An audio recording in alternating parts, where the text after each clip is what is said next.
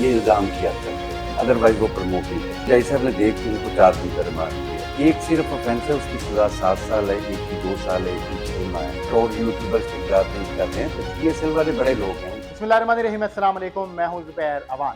सादुर रहमान उर्फ डक्की भाई की जब से गिरफ्तारी अमल में लाई गई है NCCIA की जानिब से, उस वक्त से सोशल मीडिया के ऊपर बहुत सारे लोग मुख्तलिफ किस्म के सवालात कर रहे हैं कि अब डक्की भाई का क्या बनेगा। उनका 2 मरतबा अदालत से रिमांड मंजूर हो चुका है, अभी तक वो रिमांड के ऊपर है। डक्की भाई के ऊपर कौन कौन सी दफात लगाई गई हैं, फिर डक्की भाई को किस सजा के होने के चांसेस हैं, डक्की भाई के ऊपर इल्ज़ाम कौन सा है।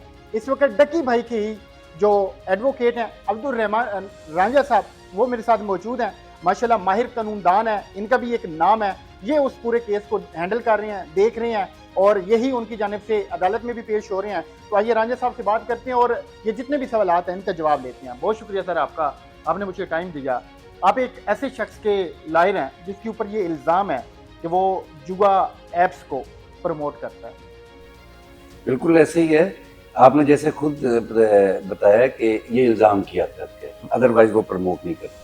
बिल्कुल भी नहीं करते, ये बिल्कुल नहीं कर रहे थे। आप एग्री हैं इस बात से? ये बिल्कुल एग्री है, वो तो एक सोशल एंटरटेनर है, सोशल मीडिया के यूट्यूबर एंटरटेनर हैं। तो आपने यही चीज़ पिछली पेशी के ऊपर जज साहब के सामने रखी थी कि वो तो इन्फ्लुएंसर है, वो प्रमोट नहीं करता है जी चीज़ों बिल्कुल को। रखी थी। आप अगर उधर हो तो आप देख सकते हैं, तो यही चीज़ उनको बताई थी जज साहब के। और NCCI वालों ने तकरीबन 28 दिन का रिमांड मांगा था, तो वही चीज़ें जज साहब ने देख के उनको 4 दिन का रिमांड दिया। तो कोई भी प्लाजेबल सबूत, कोई रीजनिंग वो सामने नहीं ला सकते। अब सर दफात कौन कौन सी लगाई गई हैं? इसमें पीका की एक दफ़ा है 13 है सेक्शन, एक 14 है, एक 25 है, एक 26 है, और PPC की 420 है और 294B है। अच्छा सर, वैसे तो आप इस केस को लड़ रहे हैं, आप देख रहे हैं, और आपके होते हुए मुझे मतलब मैं श्योर हूँ कि सजा या फिर कैद वगैरह नहीं होगी, ये रिमांड तो चले अभी चल रहा है। ये जो वैसे दफात लगाई गई हैं, इनकी क्या सजा बनती है, कितनी सजा होने के चांसेस होते हैं? इसमें जो भी सजा होगी वो तो बाद में ट्रायल का मसला है, ट्रायल में जाकर पता लगता है जब एविडेंस आती है।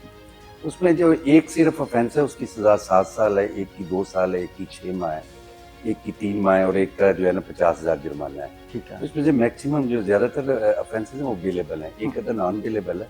ये तो कल ट्रायल में पता लगेगा कि उनके खिलाफ एविडेंस क्या प्रोसिक्यूशन लेके आती है। ठीक है। उसके बाद पता लगेगा कि उनके ऊपर सजा क्या है, कितनी होती है। अदरवाइज जो अभी तक है उनके ऊपर जो कोई भी प्लाजेबल जो एविडेंस है वो नहीं है, ग्राउंडलेस चार्ज है उसमें FIR में, फैक्ट्स के खिलाफ है सारी चीज़ें। ठीक है। अच्छा सर, रांझा साहब, अभी हमें ये पता चला है कि हमारे इदारों की जानिब से PTA को एप्लीकेशन दी गई है कि ये जो ऐसी ऐप्स हैं इनको बंद किया जाए या फिर इनके खिलाफ कार्रवाई की जाए।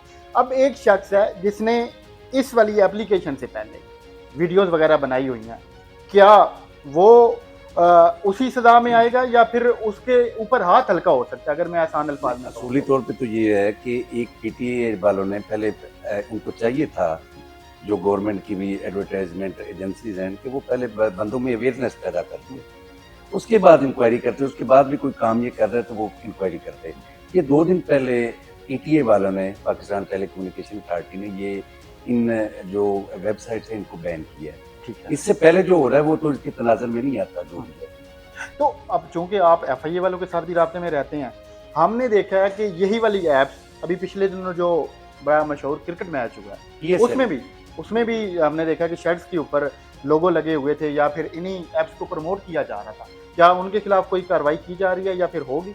जी अभी तक तो कोई कार्रवाई नहीं हो रही। ये तो एक डग्गी भाई को पकड़ा है, अभी तक यही सुनने में आया कि और यूट्यूबर्स के खिलाफ भी कर रहे हैं। तो PSL वाले बड़े लोग हैं, उनके खिलाफ इतनी जल्दी कार्रवाई नहीं होगी।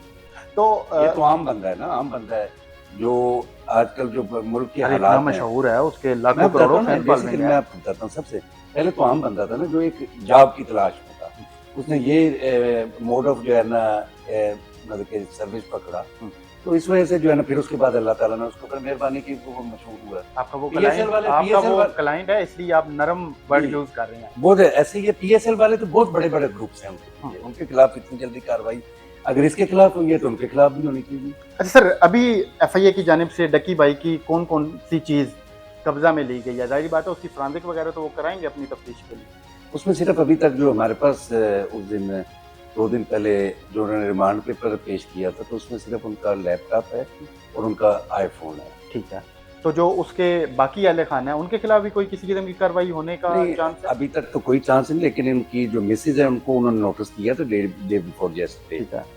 तो उनसे कुछ सवालात किए, हालाँकि वो घरेलू औरत हैं, तो हमने एप्रीहेंशन के तहत कि आजकल हालात में देखिए क्या कुछ भी हो सकता है पाकिस्तान में, तो हमने कल उनकी प्री अरेस्ट बेल करवा ली थी, वो 30th तक उनको मिली है। अब मेरे ख्याल है 2 दिन के बाद दोबारा से डक्की भाई को पेश किया ये जाना है, तो 23rd को। 23rd को। जी। आपकी इस हवाले से केस की तैयारी मुकम्मल? जी, बिल्कुल इंशाल्लाह ताला हमारी तो तैयारी मुकम्मल है। अब हमने ये देखना है कि जब उस दिन वो क्या सबूत लाते हैं डक्की भाई। अभी तक कोई सबूत वगैरह पेश किया गया? सर अभी तक तो कुछ नहीं पेश किया गया, जो 2 दिन पहले थी पेशी रिमांड पे, उसमें कोई सबूत उनकी तरफ से भी ना कोई रिकवरी है, कुछ भी नहीं। आप कितने कॉन्फिडेंट हैं कि इस बार आपने जमानत भी करवा लेनी है और डक्की जुडिशियल हो जाएगा? ठीक है, वो पहले तो होना जुडिशियल, उसके बाद जब वो जुडिशियल हो जाते हैं तो उनके उसके बाद उनकी जमानत करेंगे। ठीक है, बहुत शुक्रिया रांझा इंशाल्लाह। साहब, आपका टाइम बड़ा कीमती है, आपने हमें टाइम दिया। अब्दुर्रहमान रांझा साहब हमारे साथ थे। इस केस के हवाले से जितनी भी इंफॉर्मेशन थी अब तक की, वो हम लोगों ने आपके सामने रखी है कि क्या सज़ा के चांसेस बन सकते हैं और किन किन पॉइंट्स पे उसकी जो जुडिशल होने के चांसेस हैं वो भी हैं। अब 23rd को जैसे ही डक्की भाई की दोबारा पेशी होती है, तो फिर उस हवाले से भी हम आपको आगाह करेंगे, या फिर हम दोबारा से अब्दुर्रहमान रांझा साहब का टाइम लेंगे। तो मिलते हैं अगली वीडियो में।